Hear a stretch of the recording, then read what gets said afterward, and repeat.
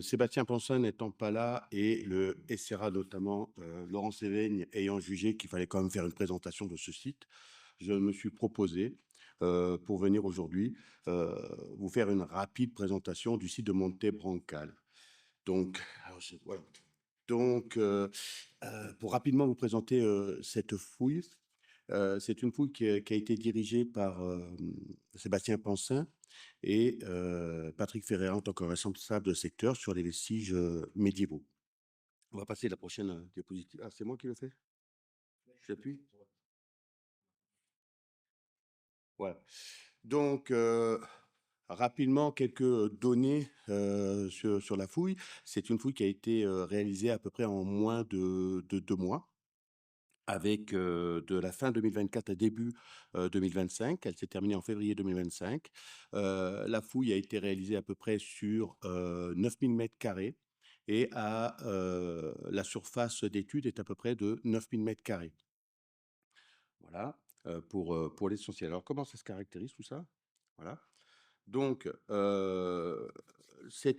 donc l'emplacement du site, on va dire vous voyez, sur la diapositive qu'on est un petit peu entre les plaines et les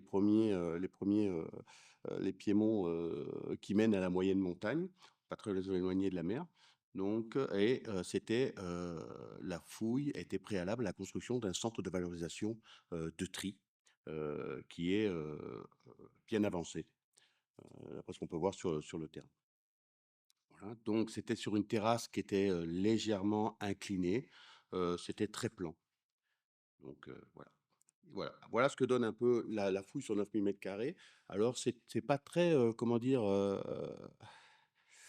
c'est représenté uniquement par à peu près 120 fosses, on va voir de nature, variée, de profondeur, variable et comment dire? C'était pas, ça au premier abord, ça avait pas l'air exceptionnel, hein, c'était pas extraordinaire au niveau des vestiges, comme on pouvait s'y attendre. C'est après qu'on a compris toute l'importance du site. Donc voilà un petit peu, là, pour vous montrer un petit peu, le diagnostic, un diagnostic, classique, en tranchée, hein, tout le monde connaît ça maintenant et on avait à peu près estimé, à peu près avec, à 40, structures, qui pouvaient, encore, subsister, sous le niveau, de la bourre et heureusement sur ce dossier, le SCRA n'en était pas vraiment convaincu, donc avait mis des tranches optionnelles, ce qui nous a bien aidé à terminer, la fouille. Hein, tac, voilà. Une fois décapé un peu, voilà, vous avez une idée un petit peu du site et des vestiges, tels qu'on pouvait les voir, hein. C'était des fosses, de dimensions variables, c'est de très peu profondes, de 20 centimètres à plus de 2 mètres.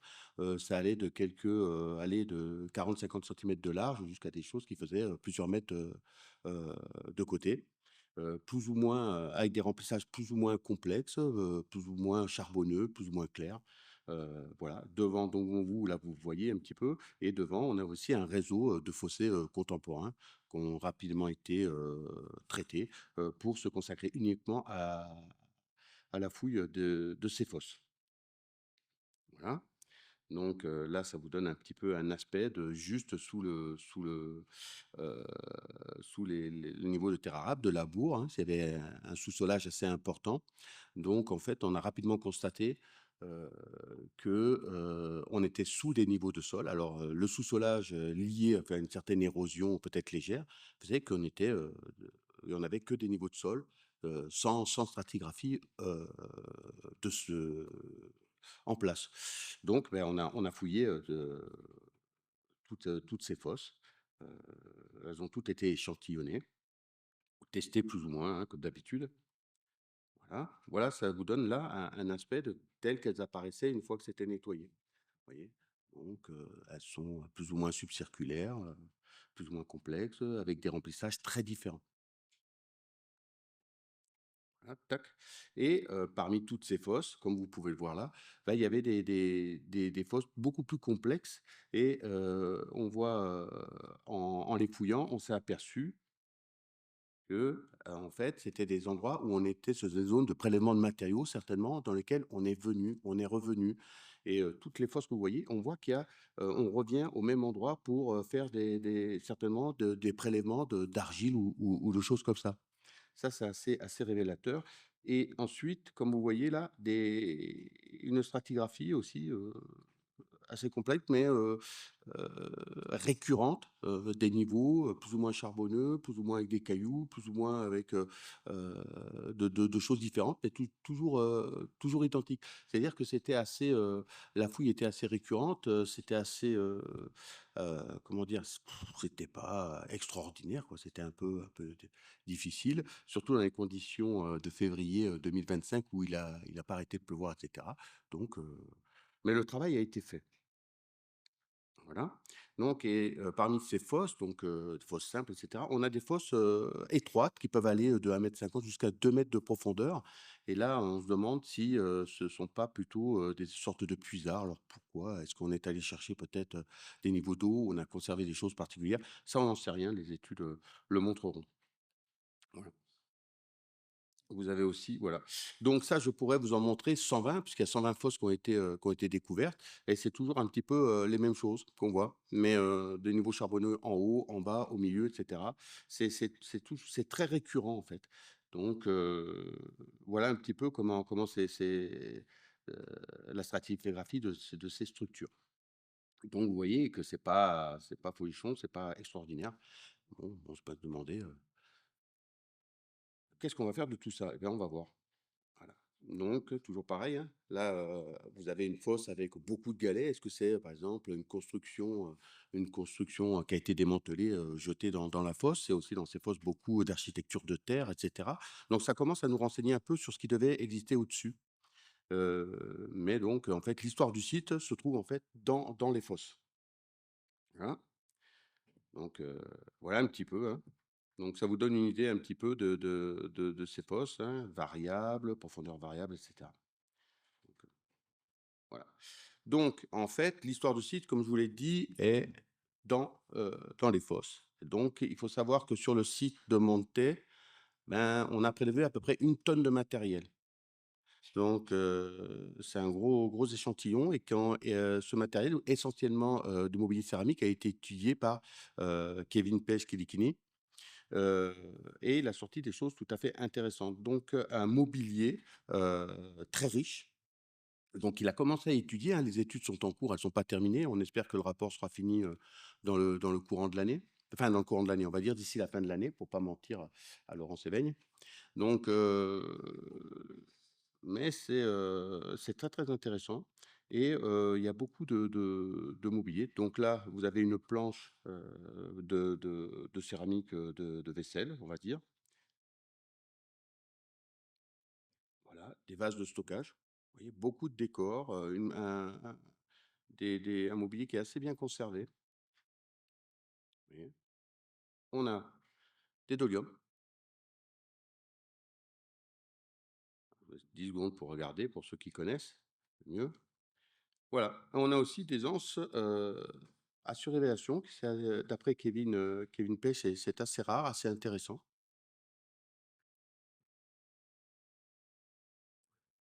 On a énormément de décors. D'accord, là, il y en a qu'une partie, hein, je crois qu'il a pas tout à fait terminé. Vous voyez, c'est très, très riche.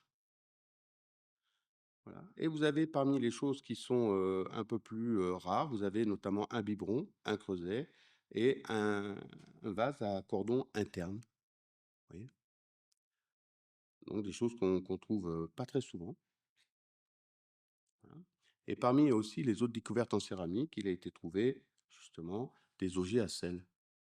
Donc aussi sur le site, on peut penser donc, qu'il y a une production, de sel par ignition. Moi, j'appelle ça par ignition parce que j'ai conservé, le vocabulaire, de la Charente-Maritime. Je crois qu'ils disent que c'est comme ça. Donc, tout comme je vous ai dit, hein, l'essentiel de ce site, il est dans les fosses et je ne parle que de céramique, hein, la carpologie, l'anthracologie est en cours d'étude par Isabelle Figueral, je crois, si je dis pas de bêtises. Donc on va en savoir encore un peu plus, dans les mois qui viennent. Voilà et puis, ce qu'Evelyne pense être, c'était un vase originaire de la Corse du Sud. Ça, je n'en sais rien. Je lis, juste ce qu'il y a là. Donc, peut-être à approfondir, je ne sais pas. Voilà et il appelle ça groupe de Nucharesa, comme ça on dit? Nourachera? Nouracha, voilà. Voilà, avec des corps en grains de riz. Hop. Et on a aussi, alors c'est quelque chose de très intéressant, alors ça, va falloir, on va dire, très intéressant. Ce sont des fours domestiques. Ah, donc à ce jour, ces fours constitueraient la plus grosse série en Europe, découverte pour cette période. Voilà. Donc, si je lis, alors le site de Brancal se démarque également par la présence abondante de restes de fours culinaires, portatifs et composites. Ils sont estimés à plus d'une centaine d'individus sur le site. Plusieurs typologies se dégagent déjà. Une telle quantité d'individus est clairement inédite. Elle constitue vraisemblablement le plus important corpus d'Europe pour ce type d'objet trahissant un aspect fonctionnel inédit qui reste à déterminer. Je vous lis les lignes de Kevin qui met un accent, qui m'a demandé de mettre, de bien le signaler. Donc, voilà encore, une information inédite pour la Corse, donc et qui la met à l'honneur, une fois de plus. Voilà.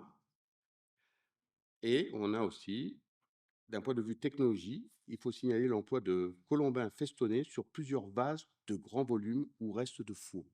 Je ne sais pas trop ce que ça signifie, mais je pense que ça a une certaine importance. En n'étant pas spécialiste de la période, bien entendu. Voilà. Et aussi, Kevin Pech a constaté des réparations à l'aide de goudron, de goudron végétal. On appelle ça aussi de la braie, si j'ai bonne mémoire. Donc, et c'est là-dessus que vont être effectuées des datations C14 complémentaires parce que c'est ce qu'il y aura de plus fiable. Voilà. Donc, tout ça pour dire qu'il y a encore des datations qui vont arriver, qui vont un petit peu peaufiner la datation de ce site et notamment de ses productions. Donc, alors tout ça, qu'est-ce que ça veut dire?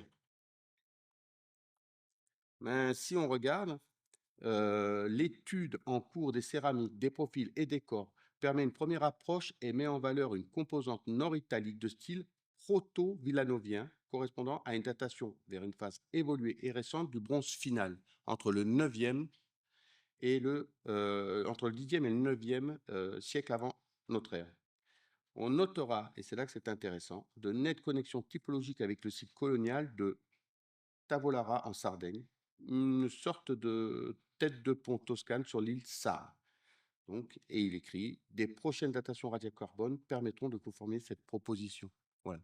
Et donc, au niveau du répertoire de ce mobilier, il y a aussi des parallèles avec le nord de l'Italie. Donc voilà, ça vous donne un petit peu une idée du faciès. Alors maintenant, il y a toutes les questions que pose cette série céramique, c'est-à-dire tout reste encore à bien définir, à caler. Est-ce que c'est des potiers qui viennent et qui apprennent à une population locale à fabriquer des vases? Est-ce que c'est des nouveaux arrivants? Est-ce que ça, pour l'instant, bon, ben, on en est on est en train d'émettre des hypothèses, mais il faudra un petit peu approfondir tout ça, quoi. Mais ça veut déjà dire qu'on est sur un site quand même de première importance et inédit pour la Corse. Voilà. Et à côté de ça, donc là, je change de période, c'est-à-dire qu'au milieu du site, il y avait un petit bâtiment rectangulaire euh, d'un bâtiment qui faisait à peu près 8 mètres sur 6 à peu près, hein, hors œuvre, à double parement et construit avec des moellons de schiste bruts. Donc, c'est quelque chose qui fait dans les 28 mètres carrés, qui a été fouillé sous la direction de Patrick Ferreira. Et donc, ce petit bâtiment rectangulaire, au point de vue stratigraphique, alors voilà ce que ça donne, hein. Voilà. Donc, c'était assez arasé, mais au niveau, d'un point de vue de la stratigraphie, on avait un niveau de sol, un niveau d'incendie et un niveau de démolition. Donc, avec constitué de différents matériaux, notamment des dalles, des pierres, des choses comme ça, etc. Donc, de ce bâtiment, euh, la fonction de ce bâtiment, tiens, il manque une diapo. Voilà. La fonction de ce bâtiment, ben, elle reste indéterminée. Est-ce que, bon, pour ma part, moi, je pense que c'est plutôt un bâtiment agraire. Est-ce que c'est un grenier? Est-ce que c'est un endroit où on posait, provisoirement, les fruits, des récoltes avant d'être transportés ailleurs? Il y a même un pilier central au milieu qui pouvait soutenir peut-être un étage, ça on n'en sait rien. Non, mais bon, l'aspect avéré, le bâtiment ou la grange, est-ce que, ou la fonction d'un bâtiment comme ça, moi ça me paraît assez cohérent. Donc voilà, j'espère que, ça a été assez clair pour vous, parce que c'est pas évident de présenter un site dont on n'est pas spécialiste de la période. Voilà. Tu vois? Tenu? C'est tenu?